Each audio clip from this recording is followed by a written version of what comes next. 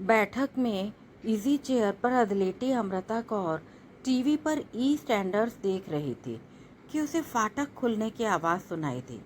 बारिश में भीग भीग कर फाटक इतना फैल चुका था कि खोलने अथवा बंद करने पर बुरी तरह चरमराता था।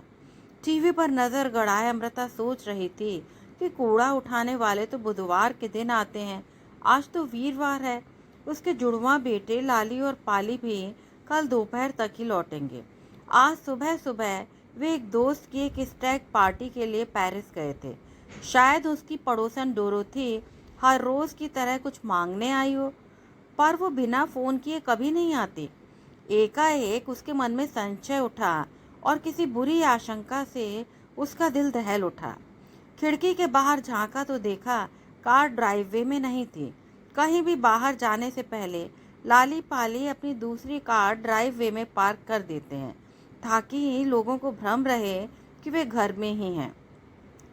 किंतु आज सुबह जल्दी में वे शायद भूल गए। दुर्भाग्यवश अमृता का ध्यान भी इस ओर नहीं गया, नहीं तो वो स्वयं कार को ड्राइववे तक लाकर खड़ी कर देती। स्थानीय ठल्ले सोच रहे होंगे कि घर में आज कोई नहीं है। हे ईश्वर, जो सबके हित में हो वही करना, सबकी रक्षा करना। अमृता के मुख से आदतन वही प्रार्थना फूट पड़ी जो उसके पापा जी दिन रात दोहराते थे। उन्हीं की तरह अमृता ने भी ईश्वर से अपने लिए कभी कुछ नहीं मांगा। रसोई में लगे अलार्म का स्विच ऑन करने के इरादे से अमृता झटपट उठ खड़ी हुई। द्वार के शीशों पर लगे जीने पर्दों में से उसे ड्राइववे पर 3 परछाइयाँ हिलती डुलती दिखाई दी। उसे लगा कि वे जिहोवास विटनेस वाले हो सकते हैं, जो इस वक्त घरों में चक्कर लगाते हैं। लोगों के दरवाजों पर घंटों खड़े खड़े वे अपने धर्म का प्रचार करते नहीं थकते। No English. अमृता ने एक बार इन्हें टालने के लिए कह दिया था कि उसे अंग्रेजी समझ में नहीं आती। Do you speak Punjabi? Amrita के ना में सिर हिलाते ही उन्होंने गुजराती, बंगाली और पंजाबी आदि कई भाषाओं की किताबें उसके सामने कर दी थी। कितना परिश्रम करते हैं ये लोग अपना धर्म प्रचार के लिए। अमृता ने अपनी कुर्ती की जेब से मोबाइल फ़ोन निकालकर अपने हाथ में ले लिया ताकि ज़रूरत पड़ने पर 999 घुमाकर झटपट पुलिस को बुला सके। रसोई में जाकर अलार्म ऑन करने की बजाय अचानक उसने निर्णय लिया कि पहले उसे ऊपर अपने शयन कक्ष में पहुंचकर अंदर से कुंडा लगा लेना चाहिए, जैसा कि उसे लाली पाली अक्सर हिदायत देते रहते हैं। पुलिस को पहुंचने में 10-15 मिनट तो लग ही जाएंगे। इतनी देर में तो न जाने क्या से क्या हो जाए। इसी उधेड़-बुन में वो सीढ़ियां चढ़ने के लिए गलियारे में पहुंची ही थी कि एक जोर की आवाज़ के साथ दरवाजे का शीशा चूर चूर होकर कारपेट पर आ गिरा और किसी ने अपना हाथ अंदर डालकर लैच हटा दी। इसके पहले कि वो संभलती, 2 मुसे मुसाए गुंडे अमृता के सामने खड़े थे। तीसरा गुंडा फाटक के बाहर एक खटारा वैन का दरवाज़ा खिसकाकर खोलने का प्रयत्न कर रहा था। अभी दोपहर भी नहीं हुई थी और उनके मुंह से बियर के भभके उठ रहे थे। छोटे वाले ने जड़वट खड़ी अमृता के हाथ से मोबाइल छीनकर अपनी जेब के हवाले किया कि जैसे उसके बाप का माल हो। उसके बदन में से एक अजीब सी दुर्गंध आ रही थी, जो शायद ड्रग्स की हो। गलियारे की दीवार से चिपकी हुई भयभीत अमृता सोच रही थी कि डोरोथी ने इन गुंडों को अवश्य देख लिया होगा और अब तक शायद पुलिस को फ़ोन भी कर दिया हो। इस वक्त वो घर के अग्र कक्ष में बैठी टीवी पर ई स्टैंडर्ड सीरीज का पुनः प्रसारण देखती है, किंतु उसकी आंखें सड़क की गतिविधियों पर ही रहती हैं। अमृता सोच रही थी कि इस वक्त लाली पाली घर में होते तो अब तक खून खराबा हो चुका होता। हालांकि उसके पहलवान बेटे इन 2 गुंडों पर भारी ही पड़ते, किंतु इन्हें मार भगाने के बाद तो वो और भी असुरक्षित हो जाती। किसी भी गुंडे से टक्कर लेने का अर्थ था उस गुंडे के सरदार को चुनौती देना। वे दोनों भी न जाने किस गुंडे के पालतू कुत्ते होंगे। पिछले ही हफ्ते की तो बात है कि लाली पाली ने रेड बुल नामक माफिया में विलय होने से साफ इनकार कर दिया था। आज का ये हमला शायद उनके सरदार टायरेक्स के इशारे पर ही किया गया हो। हे ईश्वर, जो सबके हित में हो वही करना, सबकी रक्षा करना। इस संकट की घड़ी में भी अमृता सभी के लिए प्रार्थना कर रही थी। उसके खाली दिमाग में साएं साएं चल रही थी। अलार्म ऑन होता तो कम से कम पुलिस को सूचना मिल जाती। अब पछताए होत कहा, गेट लॉस्ट बिच। कम उम्र वाले लड़के ने अमृता को घूरते हुए आज्ञा दी। उसने अपने ही घर से यह गुंडा उसे चले जाने का आदेश दे रहा था। अमृता अपनी जगह से हिल भी नहीं पाई। पिटाई के भय के कारण उसके शरीर ने सिकुड़ना शुरू कर दिया था। कछुए की तरह उसकी ऊपरी परत यकायक सख्त हो चली थी। मन में वो अपनी अविशेषक प्रार्थना दोहराए चली जा रही थी, प्रभु जो सबके हित में हो वही करना, हे ईश्वर सबको सुबुद्धि देना। What did you say, bitch? लड़के ने गुस्से से अमृता से पूछा। Shut up, Greg, she is praying। बड़ी उम्र वाला आदमी बोला। Tell her to be quick, otherwise। हाथ से अपने गले को काटने का इशारा करते हुए ग्रेग जोर जोर से हंसने लगा। पिछले ही महीने की तो बात है, घर में चोरी के दौरान डोरोथी को गुंडों ने मार मार कर अधमरा कर दिया था, और जब पुलिस ने उसे उन गुंडों की शिनाख्त के लिए थाने में बुलाया तो उन्हें पहचानने से उसने साफ इनकार कर दिया था, क्योंकि वो जानती थी कि मुंह खोलते ही वो उसके पति को जान से मार डालेंगे। पुलिस तो नहीं आएगी ना उन्हें बचाने। इस दंपत्ति की गलती सिर्फ इतनी थी कि इन्होंने अपने घर का सामान चोरी हो जाने से पहले खुद ही बेच डाला था और पैसा बैंक में जमा कर दिया था। चोर उचक्कों को जब घर में कुछ भी नहीं मिला तो यकायक वे आक्रामक हो उठे थे। Sit down ma'am. बड़ी उम्र वाला गुंडा अमृता से बड़े अदब से पेश आ रहा था। अमृता को लगा कि भगवान ने उसकी प्रार्थना सुन ली थी, शायद वे उसे जिंदा छोड़ देंगे। तभी दरवाजे पर उसे तीसरा गुंडा दिखाई दिया, जो इन दोनों से कहीं अधिक खतरनाक दिखाई दे रहा था। मेथी के दानों जैसे उसके नन्हे नन्हे पीले दांत देखकर अमृता को अचानक याद आया कि इसी गुंडे की फोटो टीवी के एक मासिक कार्यक्रम वॉच डॉग में दिखाते हुए जनता को इसे मोस्ट डेंजरस क्रिमिनल से सावधान रहने को आगाह किया गया था। अमृता के गठियाए घुटनों ने जवाब दे दिया। दीवार से सटी सटी वो नीचे जमीन पर ढेर हो गई, बिना किसी दर्द के वर्षों बाद। You called her ma'am? A dad, want to fuck her, do you?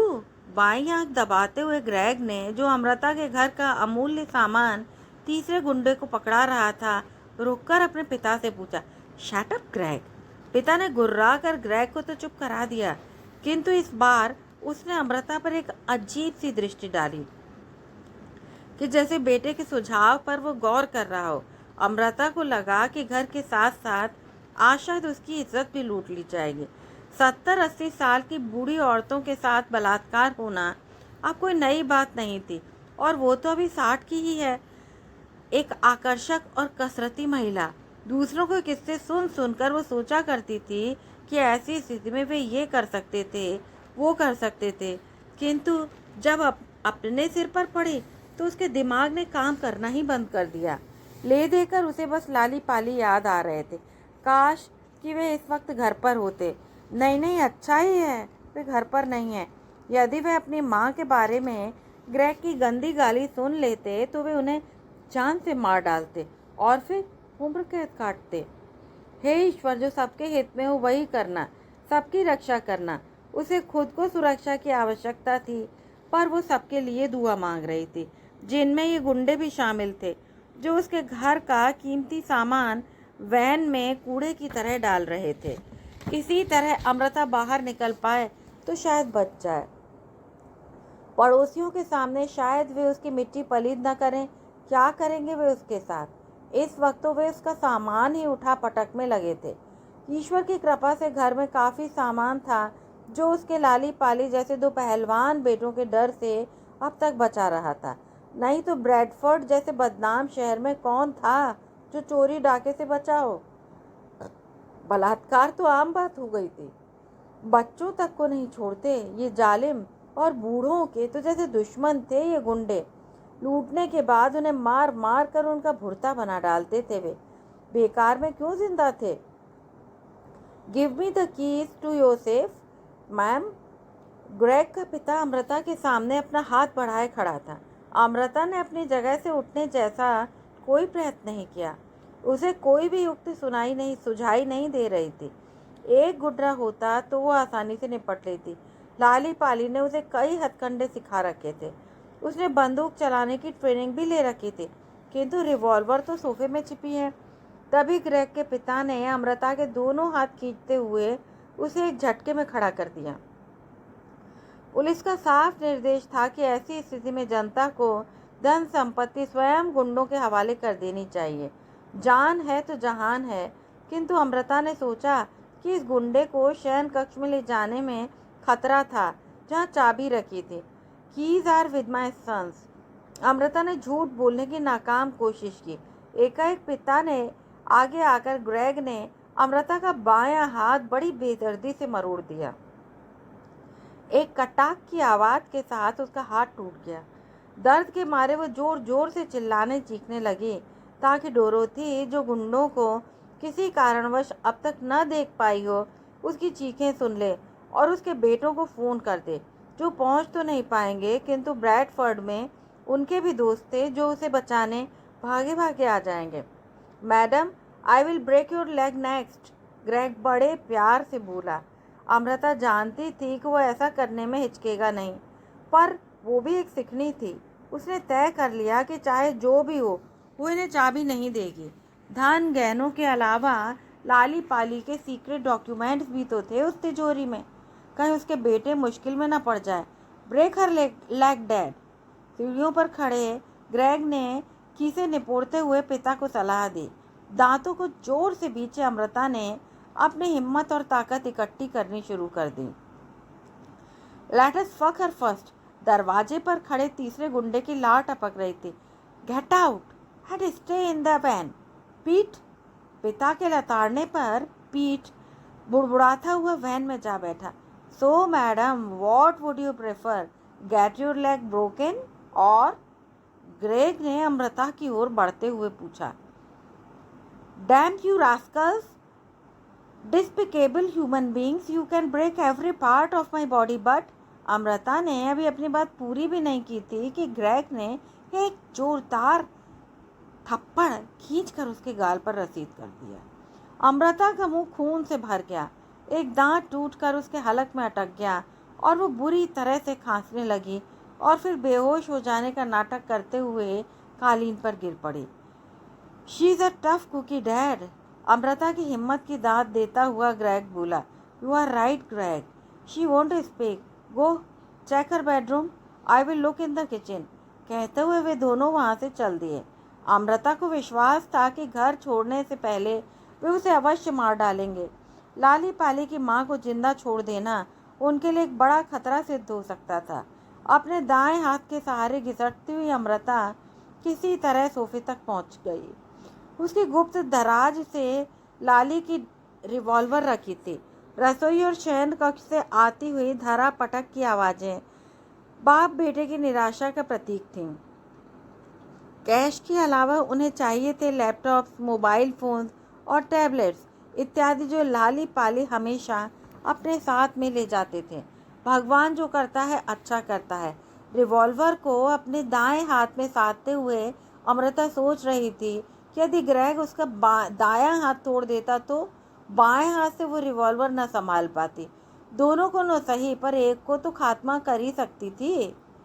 पर किसका? एक के घायल होते ही दूसरा उस पर काबू पाने की कोशिश करेगा। लंबे चौड़े और बदमाश बेटे को संभालना उसके लिए शायद असंभव हो।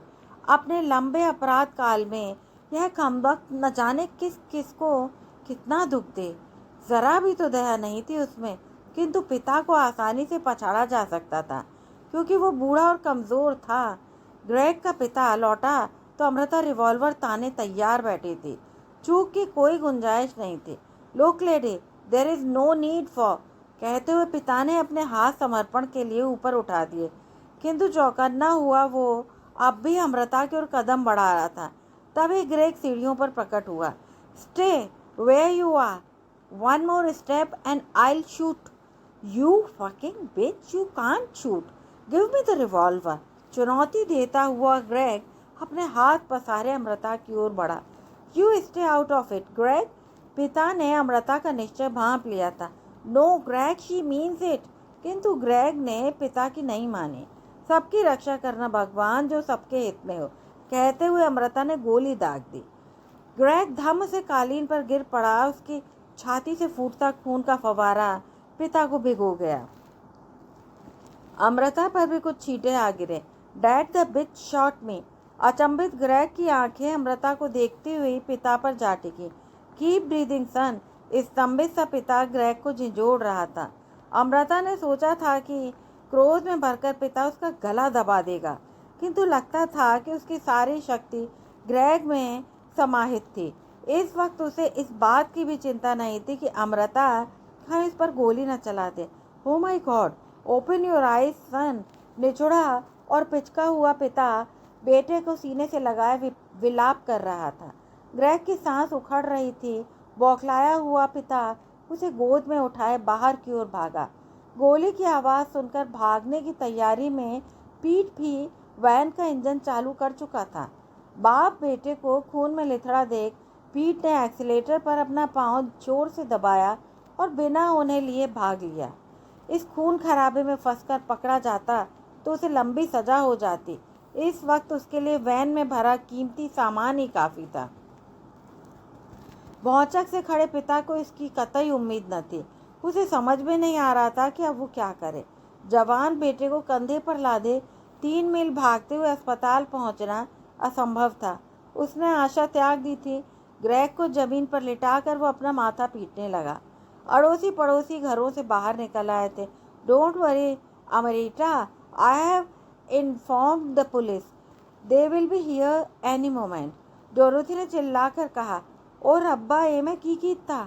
एकाएक अमृता को अपने किए पर पछतावा हुआ। वो उसे घायल कर सकती थी।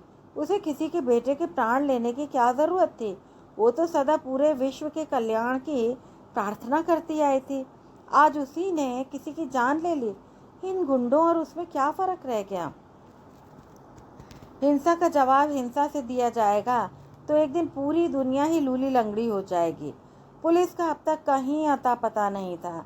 कब आएंगे, कब एम्बुलेंस बुलाएंगे, कहीं देर न हो जाए। अपने और ग्रेग के खून में चिपचिपाती हुई अमृता तेजी से चाबी लिए अपनी कार की ओर दौड़ पड़ी और कार को ड्राइव वे में खड़ी करके बोली, here, take your son to hospital. पर वो बावला सा बेटे के पास बैठा रहा।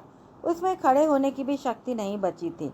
Hurry up, he might be saved. अपनी कार का पिछला दरवाज़ा खोलते हुए अमृता ने कहा ताकि वो ग्रेग को सीट पर लिटा सके। Thank you madam. इस बार उसकी मैडम का तात्पर्य मैडम ही था, कुछ और नहीं। डोरोथी और अन्य पड़ोसी खिड़कियों में छिपे यह अजूबा देख रहे थे। उन्हें समझ नहीं आ रहा था कि अमृता उन गुंडों की सहायता क्यों कर रही थी। ड्राइविंग सीट पर बैठकर ग्रेग के पिता ने इंजन ऑन किया और तेजी से सड़क पर कुछ दूर तक निकल गया। फिर एकाएक पलटा और एक झन्नाटे के साथ अमृता की ड्राइववे पर वापस लौट आया। What now? अपने टूटे हुए हाथ को दाएं हाथ से थामे और कराते हुए अमृता ने पूछा। खिड़की के शीशे को नीचे करते हुए वो झिझकते हुए बोला, you also need a doctor, please get in the car. वो झेंपते हुए बोला, हे ईश्वर, जो सबके हित में हो वही करना, सबकी रक्षा करना। अपनी रटी रटाई प्रार्थना दोहराते हुए अमृता बिना कुछ सोचे समझे आगे की सीट पर आ बैठी और कार फर्राटे से सड़क पर दौड़ने लगी। What do you keep praying? Does it help? पिता को अपने प्रश्न का उत्तर अमृता की खामोशी में मिल गया। कहानी सुनने के लिए बहुत बहुत धन्यवाद। यदि आपको ये कहानी अच्छी लगी हो तो कृपया चैनल को सब्सक्राइब करें।